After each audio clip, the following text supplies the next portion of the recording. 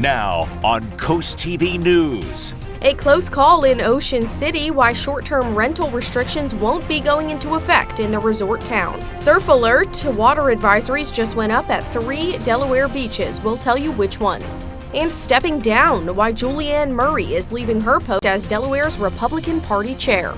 This is CoastTV News at 11. The results are in Ocean City tonight. Good evening. I'm Christina D. Robertis. Welcome to Coast TV News at 11. We begin tonight with the outcome of Ocean City's referendum. The referendum is the result of a new short-term rental ordinance in town. It would create a 5-night minimum length of stay in certain areas. That minimum would go up to 31 days by 2027. Coast TV reporter Kevin Zapay live in Ocean City with the results. Kevin, it came down to only a few votes. Christina, we're at the Ocean City Convention Center where over 1,600 people went through these doors to cast their votes. And after back and forth for months for both sides, we finally get the results. 800 people voted for the new rules to pass, while 834 people voted against the new rules, which means this ordinance that was currently paused until this special election has now been thrown away altogether. We talked to both sides after the results were announced. I'm thrilled with the results. I was hoping it would be more of a landslide, but we won. We worked so hard. I said we're kind of a ragtag bunch. None of us had any experience in this type of thing. A little disappointing. It's a very close election. I don't think this is over. We'll see what happens. It'll be up to the mayor and city council to decide what they want to do. Although this ordinance did not pass, the Ocean City Council can go back to the drawing board. They can propose a new ordinance in the future that could restrict those short-term rentals in residential areas and mobile homes. I'm Kevin Zapay, live in Ocean City, Coast TV News. All right, good to know. Thank you, Kevin. And we're going to go now to our Coast TV poll. We asked you today, if Ocean City requires that 31-night minimum stay in neighborhoods, what would you do? Looking at the results, 16% said they'd sell their property, 51% would stop renting, and 33% say they support the change. But as we now know, those rental rules are not going to go into effect. You can still vote, though. Go to coasttv.com or use our mobile app. New tonight, DenRec issuing swim advisories for 3 Delaware beaches. The department says high levels of fecal indicator bacteria were found at Herring Point Beach at Cape Henlopen State Park, Lewis Beach North, and Savannah Beach. Health officials say the risk of illness from elevated bacteria is greatest for people with certain medical conditions or weakened immune systems. The advisories will be lifted once bacteria levels are below the standard. Now we're looking live outside into Lewis, and we're going to turn things to our first alert chief meteorologist, Paul Williams. Good evening, Paul. Good evening. Believe it or not, we had that little bit of rain that was well to our north that actually prompted a coastal flood advisory actually throughout portions of Newcastle County. But other than that anomaly of what's going on, everything else has stayed pretty quiet and copacetic, as they say in some places. Overall, we're looking at, we had some scattered showers down towards Chrisfield. They've broken up and moved on out of the way, but we're staying very quiet throughout the mid-Atlantic at this present time. Here's a look at our expectations as far as this evening is concerned. We're going to stay in the 70s until the early morning hours, and then we'll slip into the 60s. So yeah, a bit of a cool feel throughout the overnight period. Winds are pushing out of the north and calm and mainly clear skies. More on your full forecast in a moment. Till then, back to you, Christina. Thank you, Paul. Well, Delaware GOP Chair Julianne Murray announced she is resigning. She was appointed by President Donald Trump to serve as U.S. Attorney for Delaware, a role that she says demands her full attention. Murray says she's stepping down to avoid being a distraction and to let party leaders do their work without drama. Acting Chair Jim Weldon and the Executive Committee will continue leading the party. Well, Lewis firefighter Bill Buckaloo is out as fire chief. The department now has a new interim chief. His name is Robert Stevens. Stevens has held positions at the department since 2016, including assistant chief. Now, according to the department, Buckaloo has resigned from his position, and he's also suspended from the department pending an investigation. This comes following Buckaloo making what the department calls a derogatory comment. Some locals we spoke with say it's disheartening. In a public servant position, you're serving the public, and that means everyone. You don't get to pick and choose who you're going to serve, who's important, who's not important. So if you're holding a position like that, how do you not bring those biases into your job? So if that's something that you're doing, then you really should not be a public servant. And the department will vote soon to pick a permanent fire chief. Also, full disclosure here, the interim chief, Robbie Stevens, is the husband of CoastTV's assistant news director and anchor, Madeline Overturf. Now you are taking a look inside the sensory activation vehicle at the Delaware State Fair. It's a space for people to take a 15-minute break from the busy carnival. CoastTV reporter Zakia Jennings shows us this is for anyone who may suffer from PTSD, anxiety, anyone who may be on the spectrum, or someone who just needs a few minutes of peace and quiet.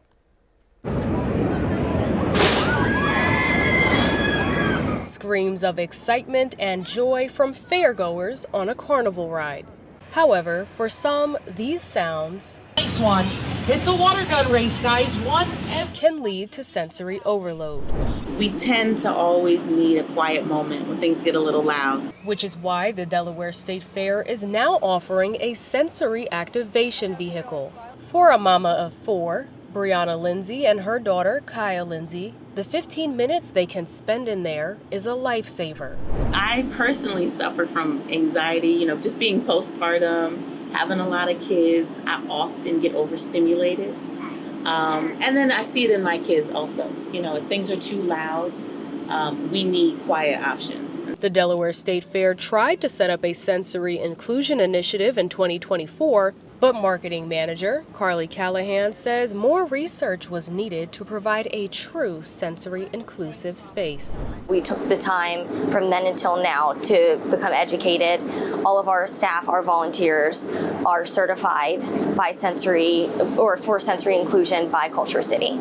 This year, not only can people take advantage of the sensory activation vehicle, they can even collect a goodie bag that can be returned later in the day, complete with fidget toys, noise-canceling headphones, and a communication card for anyone who is nonverbal or just learning to talk and work through their feelings. We want families from all shapes and sizes and forms and everyone to feel included. So whether you need to just tune out the noise outside, or maybe you just need a moment to cool off and sit down inside of the sensory activation vehicle, maybe figure out how you're feeling, the Delaware State Fair has made sure that this year, everyone feels comfortable and welcomed at the State Fair.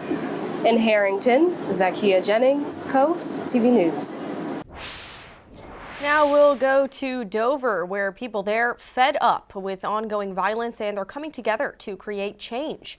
The Delaware Department of Justice and community partners hosted a public safety town hall in Dover, the goal being to give neighbors a chance to not only talk about ongoing issues, but also work toward real solutions. Many feel the rise in youth crime is fueled by a lack of opportunities and activities for young people. Neighbors say the community cannot afford to wait and action needs to happen now. So many times that we're a reactive society, we wait for something to get done, not understanding the underlying issues. So if we're out in front of it and proactive, we can maybe hinder a lot of those underlying issues. Now, many Dover council members and the Dover mayor were also in attendance at that town hall. Well, a chorus of political voices growing louder in Washington over the Epstein files. Democrats and some Republicans pushing for more transparency. Just last week, House Speaker Mike Johnson said he wanted to see more details about the Department of Justice investigation. But today, Johnson shut down the chamber to avoid a vote on releasing more Epstein files. Sherelle Hubbard has more on the controversy and what the president has to say about a convicted former Jeffrey Epstein associate. In an era when bipartisan support is hard to come by, some House Republicans and Democrats are teaming up on a measure related to the late convicted sex offender Jeffrey Epstein. They're demanding the Justice Department release all federal documents related to Epstein. Tuesday, House Speaker Mike Johnson said he would send lawmakers home a day early for August recess, effectively blocking a push to force a vote. This is a cover-up of equitable proportions where you've got the majority party literally having us leave Congress early and not having the Rules Committee meet because they don't want to deal with releasing the Epstein files. Republican Thomas Massey and Democrat Ro Khanna are leading charge in the House. Just vote this out, give it to the Senate, and let them do their thing. But the Speaker says he doesn't think that's necessary and called for patience. The president has said clearly, and he has now ordered his DOJ to do what it is we've all needed DOJ to do for years now, and that is to get everything released. So they're in the process of that. Meantime, the Department of Justice says it plans to speak with Epstein's convicted associate, Ghislaine Maxwell. Reporters asked President Trump about the plan in the Oval Office Tuesday. I don't know about it, but I think it's something that sounds appropriate to do. I'm Sherelle Hubbard reporting.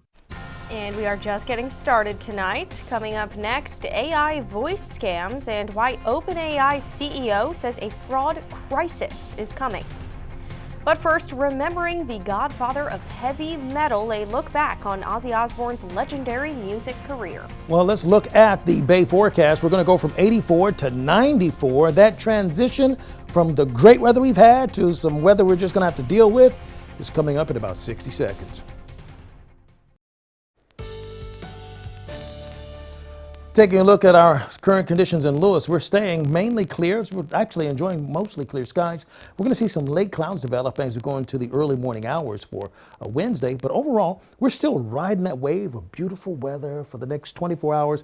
And I think I can somewhat promise you a very nice, comfortable Wednesday, a little bit warmer, but Thursday is going to be transitioning to a very steamy Friday, and Friday is going to transition to a likely stormy weekend. Yeah, so I sure hope you've been enjoying this weather. Now, see, we're staying clear till we get to, let's say, 2, 3 o'clock in Lewis. Temperature settling into the lower 70s. 72 in Millsboro and Milton, 72 in Laurel, 71 in Delmar, as well as Gumboro. Now, dew point temperatures are in the 60s, which is a lot more sane than the craziness we had a few days ago, where it was in the upper 70s and 80s in a couple of areas, particularly in Seaford, that happened. That was just outstandingly odd is what I would call it. So we're going to stay in the humid category until Thursday. And then Friday, we jump to very humid. And then Saturday, Sunday, we go to miserable. Yeah, that's actually on the scale, miserable. So live radar is indicating that we are very clear at this point. And for the mid-Atlantic, it's generally quiet. Now, State Fair, we had the temperatures in the 80s. We're going to look for this same general feel for tomorrow, really going into tomorrow evening. So it's looking pretty good. Now, our chances of rain stay tapped down really for Tuesday till we get to Saturday and Sunday. And Sunday is during the day is when we're going to have our best opportunity for scattered showers. But we do have a sprinkle possible. And when I say possible, I'm talking about 15 minutes maybe near Bethany Beach, because it disappears as quickly as it shows up. Thursday, it just stays hot with the winds coming out of the south. And then as we go into Saturday, that's when we have a better chance of widespread scattered showers that will have some stay here to it, okay? And we go into Saturday evening. Sunday afternoon, we have another area of rain that has some stay here to it. And then as we go into Monday, things begin to clear out and the winds begin to shift, okay? Because we're looking for this counterclockwise rotation that's connected to a low pressure system that'll be off to the water. And so we'll have that flow coming out of the north and the northeast as we go into Monday. And then, so we'll clear out. Finally, here's a look at the extended forecast. So 84, so we're still going to have a relatively nice day for Wednesday. Then when we go into Thursday, that's going to be the transition day from gorgeous weather to here we go again, all right? And so you might sneak in some more plans for Thursday. At least we won't have to worry about rain. But then the heat kicks in for us on Friday. Don't be surprised if we have a heat advisory issued for Friday. Lots of sunshine. UV index is going to be sky high. It's going to be dangerously hot and dangerously bright with a chance of burning. Sunburn. And then Saturday and Sunday we'll have scattered showers and thunderstorms. Don't be surprised if Saturday we have a possibility of an isolated storm that could turn severe, and that rain will lean all the way into Monday of next week. All right, got it. Thanks, Paul. Well, Ozzy Osbourne, the famed Black Sabbath singer turned solo act who took the crazy train from a bleak childhood in England to heavy metal stardom, has died at the age of 76. NBC's Joe Fryer looks back at the life and legacy of the hard rock icon. He was known as the Prince of Darkness, music royalty crowned with metal. Ozzy Osbourne rose to fame in the 1970s as lead singer of Black Sabbath, the band that gave the heavy metal genre a lift, with hits like Paranoid.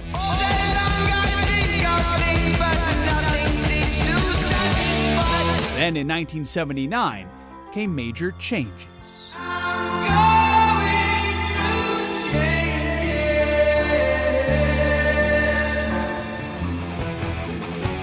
Ozzy was fired from the group for excessive drinking and drug use. He would quickly rebound, launching a long, successful solo career with songs like Crazy Train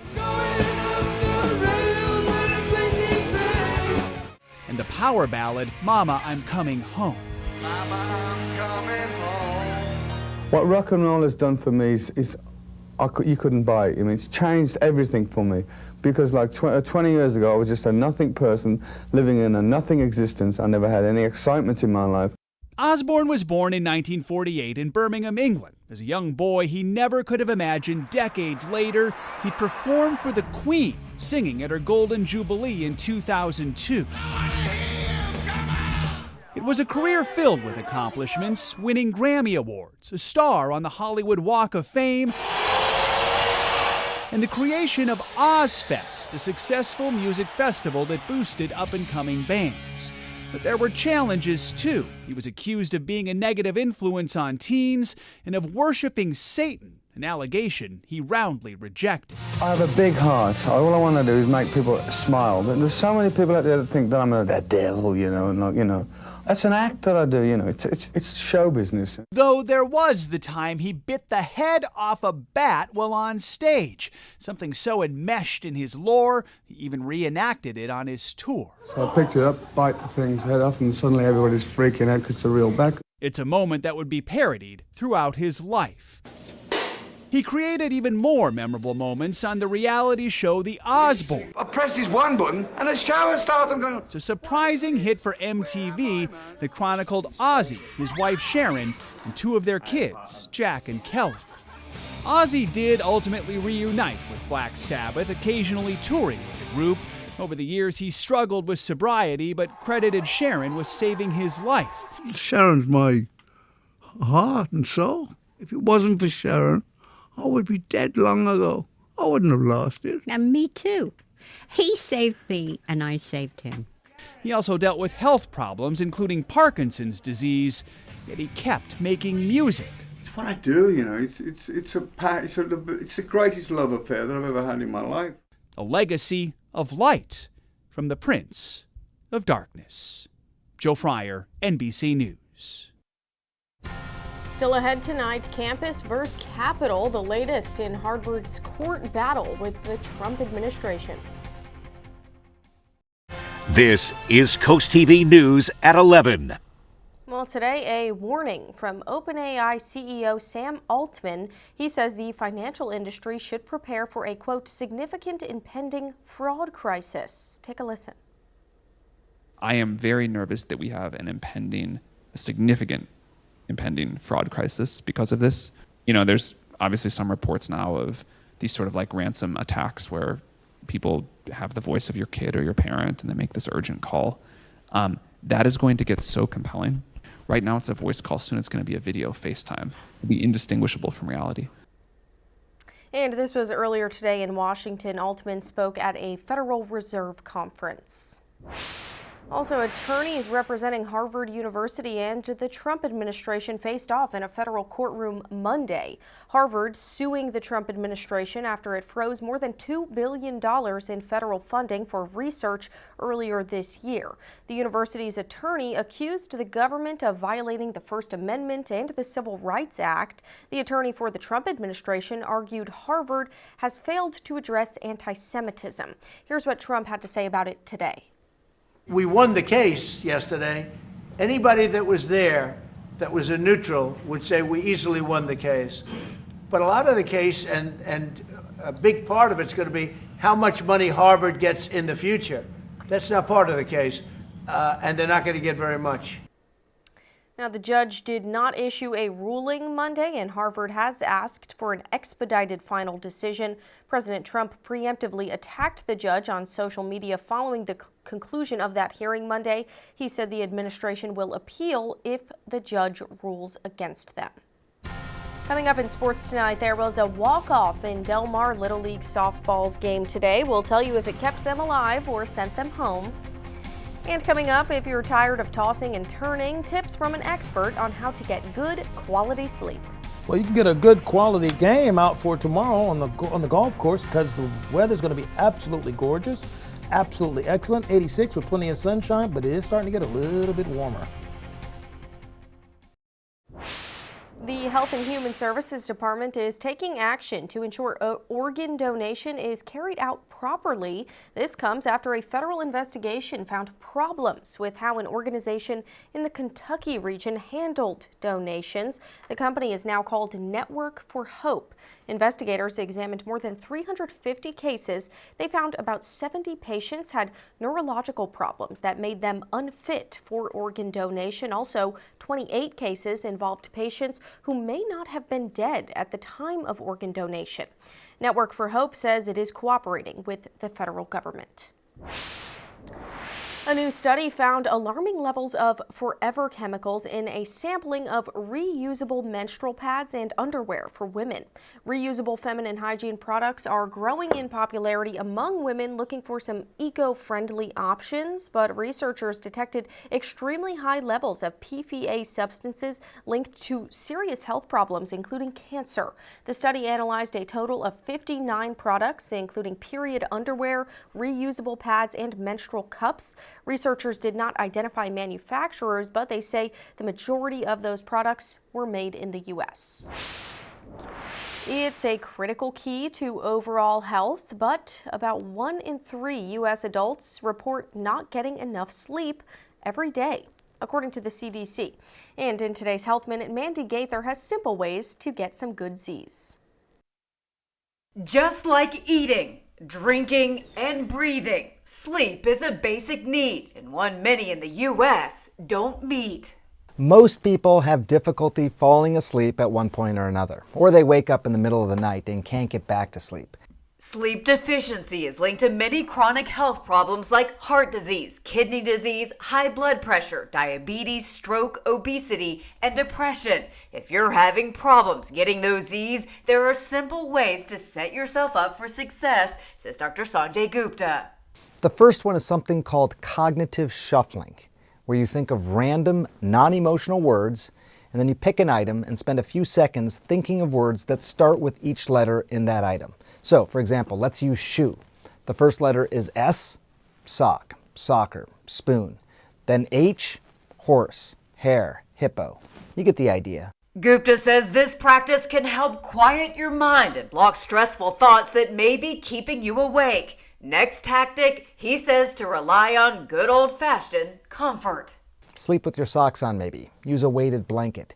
Even snuggle with the stuffed animal, no matter how old you are. Finally, understand what makes you sleep and turn whatever that is into a habit that you follow every night before going to bed. These tips and sticking to a nightly routine can provide signals to your body that it's time to wind down. For Health Minute, I'm Mandy Gaither.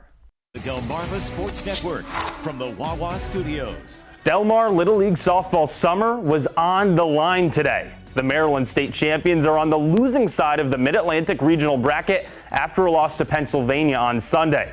But the good news is that there was still a path forward. Standing in Delmar's way, Toms River from New Jersey. Win or go home in this one, folks. The stakes could not be any higher. Top of the first inning, Delmar comes out hot. This little dribbler hit by Olivia Gaddis drives in one, and then another after the ball gets away from the catcher. All of a sudden, it's 2-0 Delmar, and the next batter, Rowan Preston, does pretty much the same thing. Ground ball overthrown to first base. Another 2 runs for Delmar. It's 4-0 after the top of the first.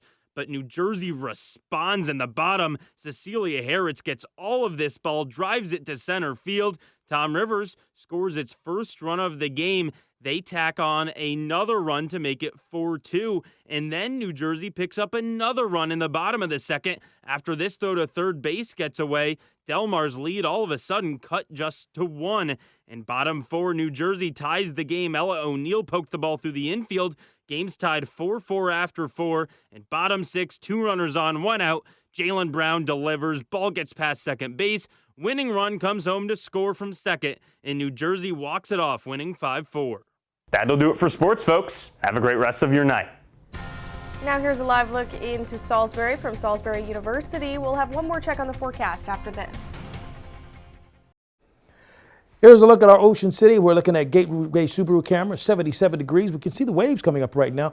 That wind's going to start picking up a little bit over the next couple of days, but it's okay for now. We'll have temperatures settling to 72 degrees with scattered cloud cover by 3 o'clock. Umbrella giveaway winner is Ron Whitkey of Harbison. Congratulations, courtesy of Paul Davis Restoration. Keep up with your forecast by calling our weather line, 443-880-9100. Your forecast is just a call away. Sponsored by the law offices of Brockstedt, Mandalis, and Federico. Finally, here's a look at your exclusive, I have the hiccups, pardon me, your exclusive 10-day forecast. 84 for the high on Wednesday, so it's going to be a pleasant day. Thursday, starting to get a little steamy, and then Friday, all the way steamy. 94, but it's going to feel like 104. I'm going to say it again. 94 on Friday, feeling like 104. And then watching out for thunderstorms on Saturday, thunderstorms on Sunday, steady showers on Monday. And we're still going to be hot next Tuesday. Alrighty, thanks again, Paul, and thanks for joining us for Coast TV News at 11. You can find some more local news and local weather on our Coast TV News app. The Tonight Show starring Jimmy Fallon's up next, and we'll see you tomorrow for Coast TV News at 5 a.m. Have a great night.